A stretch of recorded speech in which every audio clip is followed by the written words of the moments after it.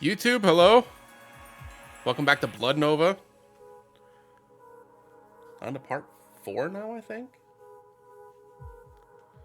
And Kel just got, I think. Guess we'll find out. Probably gonna take her prisoner. I would take her prisoner if I was the assassin. Not that I'm an assassin, but anyway, sorry. I'm 13 years old, alone, in the searing heat of Apache's suns. Save a compass and a scrap of parchment, pink dunes for thousands of miles. As is tradition with all future heirs, my two mothers left me here to find my destiny at the Well of Becoming. A destiny I would be forbidden to speak of, words sealed by magic. But first I had to find the well, armed only with a compass and a piece of parchment. And somehow the memory of a future that had not come to pass. Was that destiny or a kink in time? Which love was I? I should check the parchment. I'm supposed to follow its instructions to find the well. And actually, let's, because I haven't done this yet, let's save. And let's check the piece of parchment. Look to the westernmost mountain. Follow the second sun. Surmount to the loftiest dune. Turn to the first sun, and when it blooms, step toward the light. Okay, so we go towards the first sun, the second sun, the westernmost mountain. I was warned that whatever happens, not to venture into the mountains, not for anything. The shadows are haunted by undead dreams. Did it not just say it? Pink dunes lay in every direction. Pink dunes lay in every direction. Pink dunes lay in every direction. Pink dunes lay in every direction. So this has got to be a puzzle, right? Never thought I'd scrub that sun's glare from my eyes. They took the whole rite of passage thing so seriously, they didn't even let me pack sun cream. Just a sliver of water tucked into the cloth. Nothing. The needle just spins and spins. I should consult the parchment. So look to the westernmost mountain. Follow the second sun. Surmount the loftiest dune. Turn toward the first sun, and when it blooms, step toward the light. Maybe it's got to be something, right? Because like nothing that I'm doing here is doing anything, so it's got to be something with the compass. So maybe we do it like here. Oh, here you go. Still in my pocket, the compass pulled at the light cloth, despite being so small and fine an object. I removed it with cautious fingers and let it rest in my palm, the gold rolling in the heat of the two suns. For a second, I was sure I could feel the compass's pleasure at being in the presence of those two stars again, as if it had missed them. The needles chased each other round and round, never tiring, until I held it towards the westernmost mountain. Trembling, they pointed in a completely different direction to a black sierra. I followed, warm pink sand brushing my bare feet. I had never been more afraid than... Or was it now? There we go. Okay, so you just have to do each one. The heat laid into my skin, pushing at me, urging me back. Back to what? A time when my mom was alive, or to a lighthouse at the edge of the stars where so many are dead? A full day had come and gone. The sky was looking sorry for itself. So was I. I cursed and screamed at a trial I couldn't understand. My hand went for the compass, and I thrust it at the smallest sun. Was I pitied or hated by these stars? I hated them. Thought obsessively of blotting them out. I pulled the compass to my chest and dropped my head. The quivering needles pointed through my chest. Cursing and screaming all over again, I turned and dragged my feet forward. Or backward. I have made this journey before. Once or 100 times. The farther I went, the bigger the dunes got. Could not stop my weary, stinging eyes from seeing the heads of great beings gobbled up by the sand and longed to be one of them. The compass was an insistent hand pulling at me, refusing to let me stop. When the time was right, my own hand went for it without even thinking. And there before me was a dune of as monumental as any palace. Compelled by the same mysterious force moving those needles, my legs carried me up towards the place I had both been and not been. To a confrontation I will seek to end over and over until it stops, and not even time can restore its hated life. What was the last thing? Then towards the fourth sun. At the dune's peak, the largest of Apache's two suns waited for me, arms crossed. That bastard who never let the desert leave its sight. Always it lingered on the horizon, holding back the night. I spat at it, or tried to. My mouth was dry. Now all its might was aimed at a dash of blue energy I took for water. The ragged princess stumbled for it, but the energy darted away each time. I remembered a lake and a party-colored fish that predicted the future. Was I there now? Like me, the compass had shrunk. Like me, it was burned out with nothing left to give. Or so I thought. A cracked laugh spilled from my soul as I held the compass mockingly to the light. Then the light stood still, and laughed right back at me with a shriveled cawing that knocked me to the sand. That laugh broke the instant it realized memories of the past and futures had cracked their heads together in defiance of its decree. I'm already here, or there. The compass is still. Love of Valea, heir apparent. There are 3 paths before you: security, prosperity, or stability. Which shall mark your reign? I wondered if stability meant my worlds would be poor, if security meant I had to sacrifice progress, or if prosperity meant I would be weak. And 1,000 other things. Was I choosing for myself, or for the people? I was 13. What could I have known? In the end, I chose...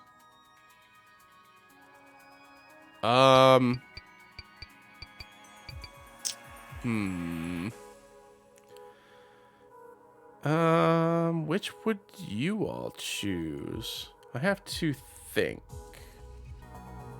All right, y'all. I thought about it a little bit. I think I'm going to go with prosperity. Because stability and security both seem like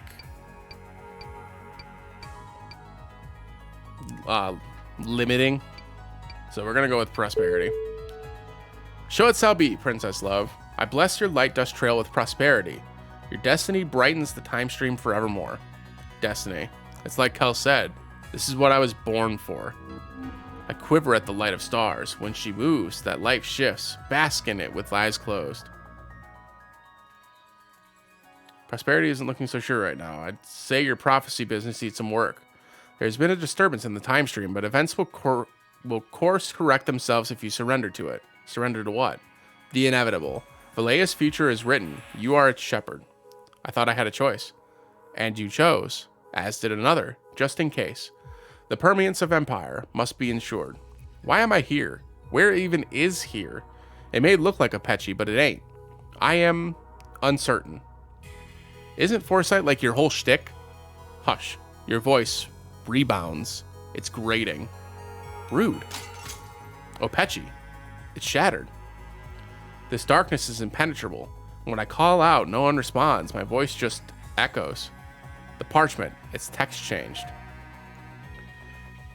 Airless air, polluted in love. Fallen star, forever adrift on a black sea. Silenced dreamer, broken into hundreds. Rootless warrior, waiting on the threshold. False word, buried deep. An ominous wind from the mountains carried my sister's voice. Love, you're in danger. Bliss, is that you?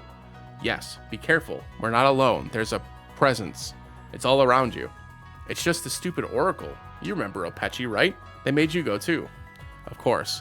The warmest sand you've ever felt, but hush, we aren't allowed to speak of that. One destiny for you, one destiny for me. They can't both be fulfilled, can they? Mother once said that we were both born to rule, but only one of us would have the privilege to do so. That privilege is yours, sister. I wonder, were you offered the same choices as me? What if you were right and I was wrong? There is no right or wrong, only the permanence of empire. Just what the oracle said. They also mentioned disturbance in the time stream. Maybe our destinies aren't as certain as we were made to believe. They are. Wake up and seize it. Protect what is ours. I am the engine of your sight, the secret blood binding your stars, your past, present, and future. ...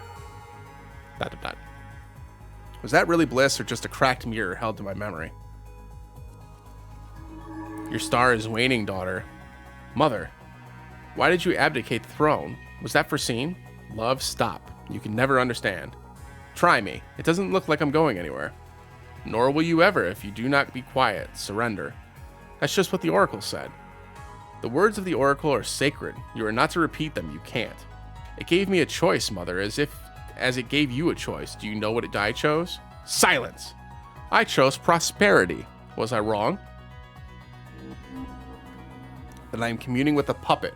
Your ignorance will blot out the stars, as I blotted out the girl's light. My mother, the galaxy's biggest mystery, hidden from even those who love her most. Love, look how beautiful you've grown. Mom, you're here. Am I dead? Don't tell me I'm just debating ghosts in some timeless hereafter. You're not dead. But something is happening to me. It's like I'm on the knife edge of 100 different futures. Valea has only ever tolerated one kind of future. One old men and women with power claim to derive from the stars. Do you know why we called you love? It's because you bridge two worlds. My world, that of a handmaiden, and your mother's, that of an empress. You are our very own star channel. We named your sister Bliss because that love worked. It changed the status quo, but we had failed to see what we had woken. Something dark and deep, trenched powers roared to life. Are you sure about that? Valea just feels like business as usual to me. There's a tension none dare speak of, but everyone knows it. They can feel it in the air, see it in their dreams. Love, do you sense what strange presence here? It whispers of unspoken paths. Paths buried from sight, for fear you might be tempted to take them. When you first spoke to the Oracle, what was your choice? Of security, stability, and prosperity. I chose prosperity, but does stability not bring security? Does prosperity not? They're the same. They're all the same. My destiny is no different from Bliss's. Our choices were meaningless. We were simply chosen to rule. But what changed? What was the disturbance in the time stream? Only your mother can answer that. You're so close now, love. Seek my fallen star in the Black Sea.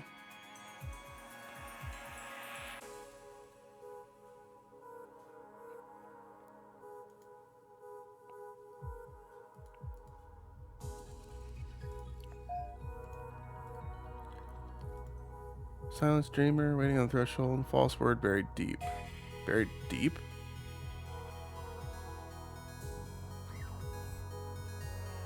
Well, the other sun was up here, right? Just clicking. Just clicking madly. Back to the mountains, maybe? Nothing. Oh, here we go. Your abdication changed the time stream, didn't it? Now the Oracle is trying to reset it all somehow. What was it that made you relinquish the throne? When your mom died, I stood alone. There was love and there was bliss, but I felt neither. Can you understand that, daughter? No. How could you understand losing the only part of you that made any sense? The only part of you that hadn't been prescribed. To find it again, to bring it back, What? What did you do, mother? In my madness, I pursued necromancy. All I wanted was to bring Serene back. The fruits of that loathsome effort now rot the looping veil from the inside out. I suspect it's why you're here. Then you abdicated, because I no longer recognize love, and so cannot bring it to the worlds under my charge. Your daughters were right there by your side the whole time. I stopped recognizing them the day Serene died. My mistake was to deviate from the path laid before me on Nopechi, so I was punished. Don't make the same mistake I did. Submit. No, mother. Your mistake was to turn your back on what you started, to turn your back on Bliss and me. Now it sings to you. Who are you, Princess Love? What does it see that no other can?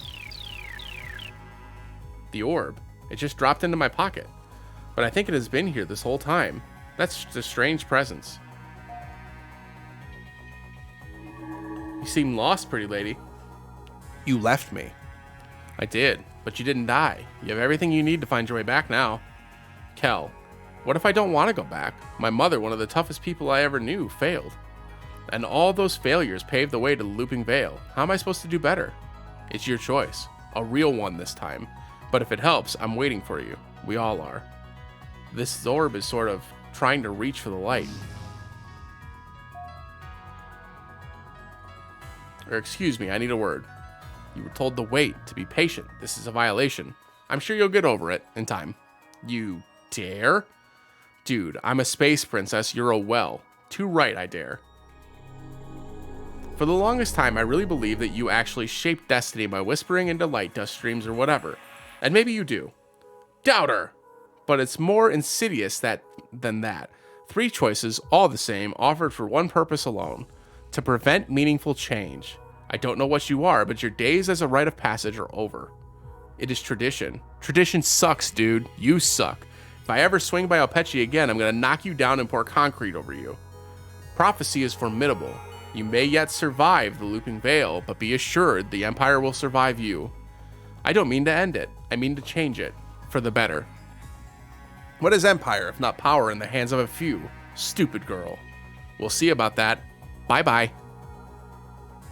On to part 4, the Empress. Whatever happened on Opechi seems to have broken the Marlesh's power over me. All the pain and fogginess in my head is gone. Now my tormentor just seems sad. Guess failing to kill me was a bummer. That's fair.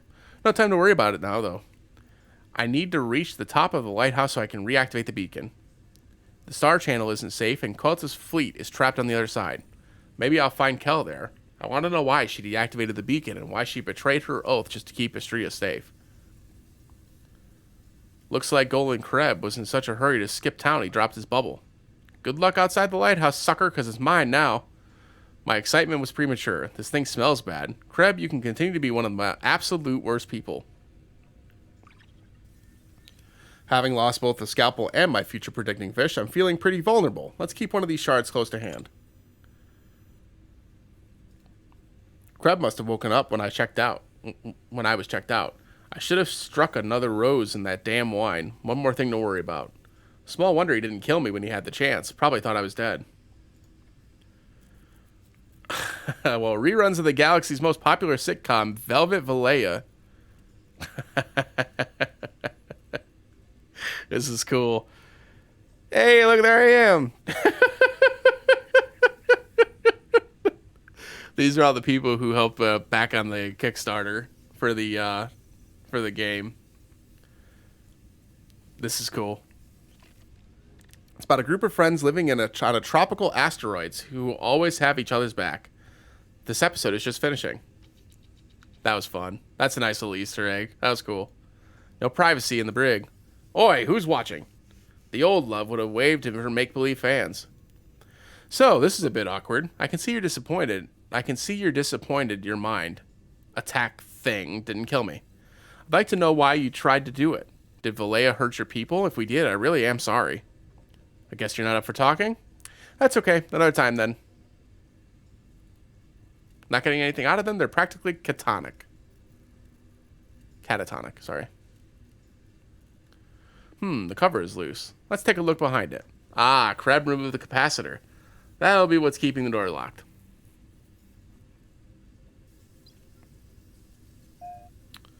And all I've got is Krab's smelly magic bubble, a sharp glass shard, and my luminous wand.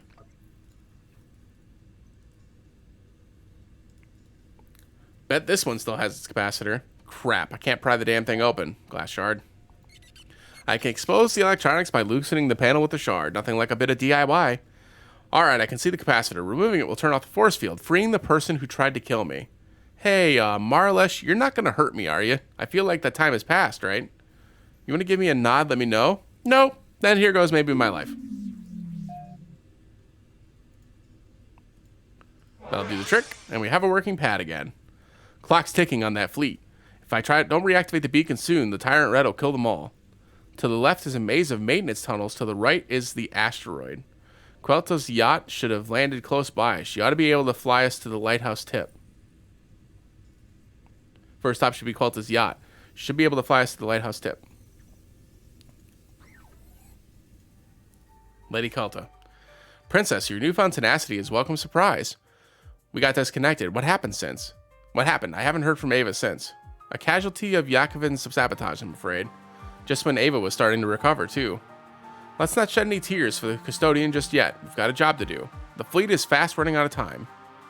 Once I finish this diagnostic on the lighthouse, you are to hurry to the tip and reactivate the beacon. Who do you think you're talking to? Unless there's been a sudden realignment of Valleyan hierarchy, you answer to me, Quelta. I'm sorry, Your Highness. I forget myself. Fright, you know. I have a hard time believing you ever been afraid of anything. Not a compliment, I suspect, but I assure you, I have known fear. Why is there a Ling fleet in Joma to begin with?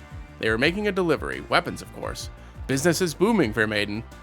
As soon as they return, the Fair Maiden is seizing your payment. You aren't making one tacked off your weapons. You're not Empress yet. Until your mother signs away the last of her power, the fleet will continue to respect one authority. But again, I compliment your tenacity. We'll see about that. Damn, Quelta's right. I should check her boudoir B to see if I can gain some kind of leverage over her.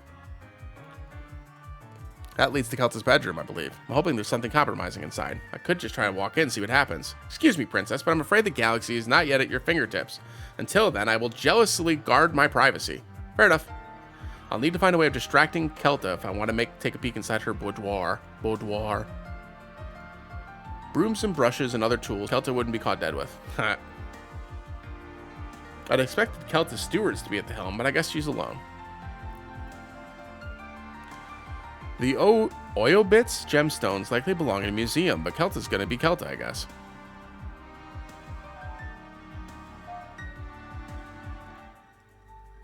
That will soil my bubble.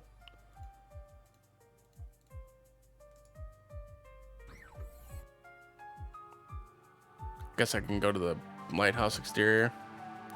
The beacon is controlled from navigation, which is all the way from up at the very top. How am I going to reach it? Lighthouses don't come with winding flights of steps, sadly. Which might be my first decree as Empress. Looping Veil. It's so majestic from down here, so dominating, yet it's such a tiny piece of the Empire. Every lighthouse worker knows the telltale signs of a Sikosi worm nest. Their love of metal can cause real damage, but not for me. Let's take a peek. Oh, sad times. Mom's died, and there's only one egg left. Best bring it along, see if I can help.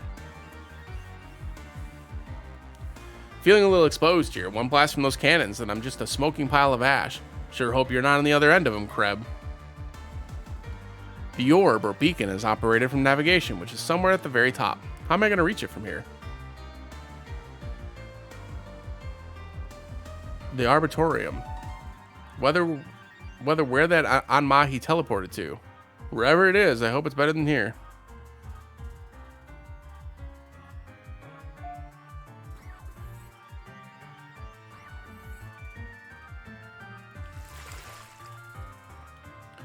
Oh, they're beautiful. These solitary hermaphrodites live on the asteroids close to the star channels, migrating whenever the urge to copulate strikes, which is like a lot. The warmth of the geyser is reddening my cheeks, feels so unusual but also pleasant. They say the water has been purified by light dust, creating these gorgeous vapor plumes.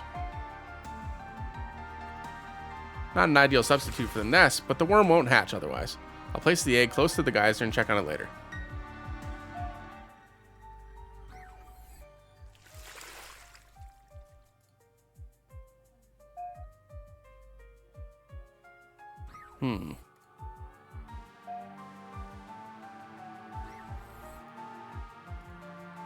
Lighthouse keeper Golden Kreb tried to murder me. I'm pretty sure he's behind the attack.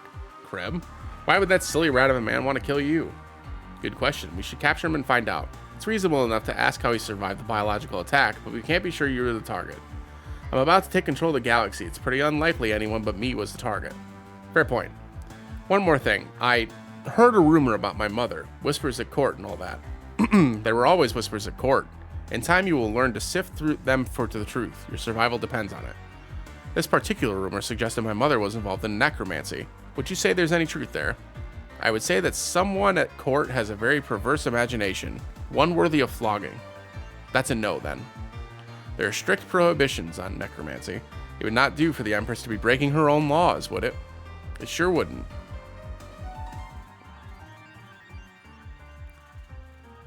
House Ling is an industrial titan among the 9 houses, although I was never clear on the significance of the space octopus. Never did pass my flying lessons. Kel or even Ava would have been able to pilot the yacht, but they're both out of reach now. I want you to defer control of the fleet to me. I delight in your persistence, but I will not concede. Until you sit upon the throne and pass the appropriate legislation, the fleet and all its bounties are mine. Gotta find some leverage over her.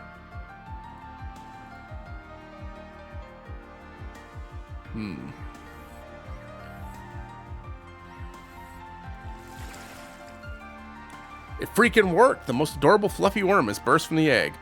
For now, it's found a home in my pocket, which being fabric and not metal, it won't know its way out of. The egg remains might come in handy too.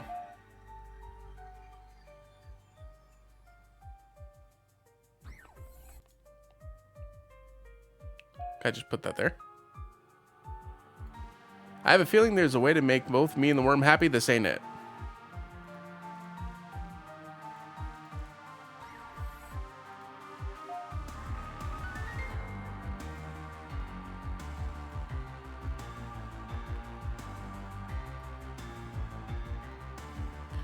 It would certainly be a distraction, but in the event that we would need the yacht to escape, this would be a self-own. Gotta find something else. Okay.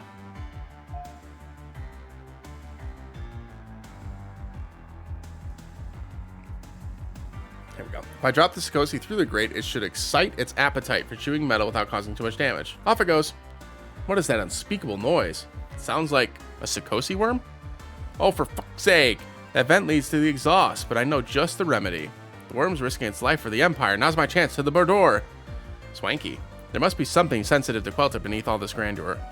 It's my only chance, so I'm not going to leaving until I got what I came for. Let's dig quickly.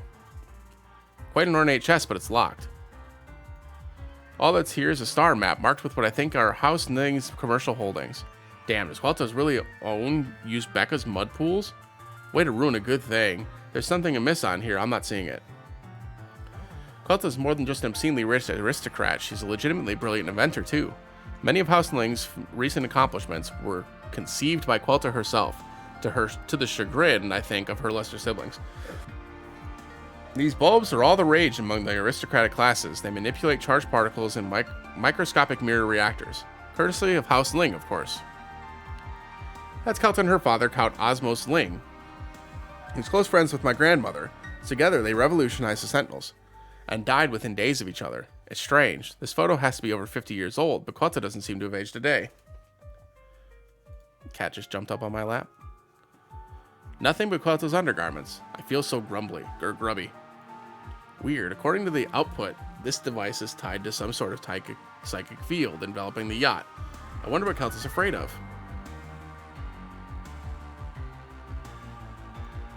Well, I can't fault Quelta's style. It's exquisite. Nothing under the pillows, although I will say this fabric is downright delectable. Must ask Quelta where she got it after I've blackmailed her.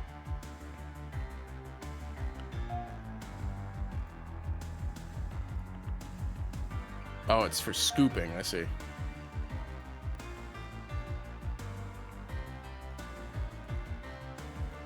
Let's see. Nope. Nope.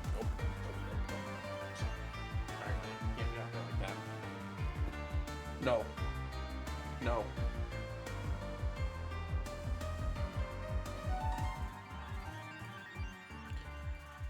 Oh, there's a silver key.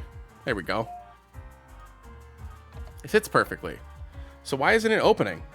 Huh. Quelta's hexed it. Yet another complex locking mechanism. What is wrong with this galaxy? Thankfully, I know this hex. I'll need to dominate the board with blue blobs. They can either duplicate to an adjacent cell or jump to a cell that's 2 places further. When a blob of one color touches a blob of another color, they infect them, changing their color and allegiance.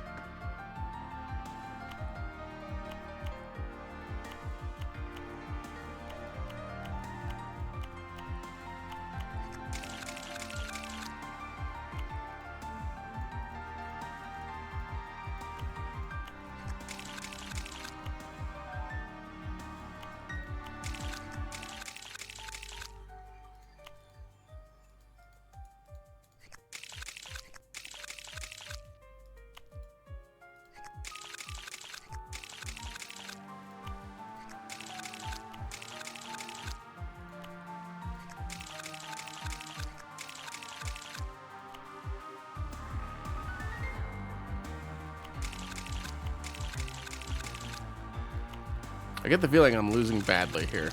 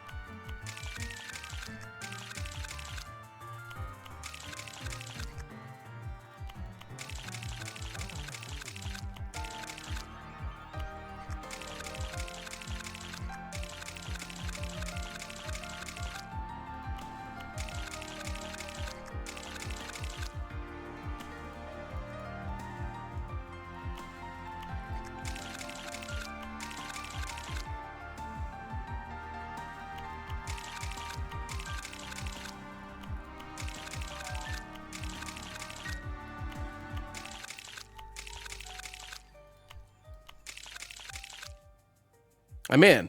All right, what have we got? It's a letter to one Actel Quelta Nling in my sister's hand. Actel, I miss you. Miss you as one misses the embrace of a dream, where time holds no dominion. Time, Actel, cannot abide love. Now time presses in, and I want you here in my arms so that we may banish it forever. Wherever you are, you will find me waiting. B. Oh, Bliss, when did this start? You and Quelta were always close, but I never imagined anything like this. It's not that Quelta's a bad person, but this whole business with weapons. Valleja can't keep enriching itself this way. Maybe Bliss can be persuaded to curtail House Ling's power. In the meantime, I bet this letter can persuade Quelta to cede control of her fleet. And what exactly are you doing in my private quarters, Princess? Looking for this. So you and my sister, how long has it been going on? My oh my, Princess, you're quite the snoop. I think Bliss might have preferred to tell you herself when she was ready. Palace affairs, they can make quite a scandal. Are you really prepared to drag your own sister's name through the mud just to gain leverage over me? Want to find out? I like this new you. What do you want? The Ling fleet. You're to hand over control to me. Ha! Alright, done. Although if you don't deactivate that beacon soon, there won't be a fleet for either of us to command. Can't you just fly us up to navigation? Your trick with this glossy worm inflicted some damage, nothing I can't fix, but not soon enough to save the fleet. You knew the beacon had been deactivated when you arrived. Why didn't you just fly up there to yourself if it's so important? Formidable though I am, I'm not equipped to deal with a powerful seer, an assassin, and a rogue royal sentinel. So you'll let the heir apparent face them alone. Clearly, you are your own kind of formidable. Fine, I'll find a way to the top of the lighthouse. Then we're gonna look for Kel, clear? As crystal as the throne awaiting your assertive little bottom. Here, you'll need this override program to reverse Yakovin's actions. My diagnostic revealed that our saboteur jammed the wheel in navigation. This program will get it turning again. I don't understand why Kel would do this. She inhaled some of the neurotoxin. Maybe it's messed with her head. Once the beacon is back online, we'll find her and uncover the truth. I only hope it is to your liking. And one last thing, Princess, this bit of blackmail of yours. For the sake of your sister, I'll keep it between us. Thank you. I hope that clarifies my feelings. Bliss is everything to me. Apparently, she feels the same. I am grateful. It is good to know real love. And that's what we're going to call this one, folks. I think this is a good spot to stop. We are cruising right along, and things are getting interesting. A little bit of blackmail. Princess Love is finding herself. This is fun. Hope you all enjoyed this. Bit of a longer episode this time around, but hope you all enjoyed this, and we'll see you in the next one. I'm going to save this time. We'll see you in the next one. Bye!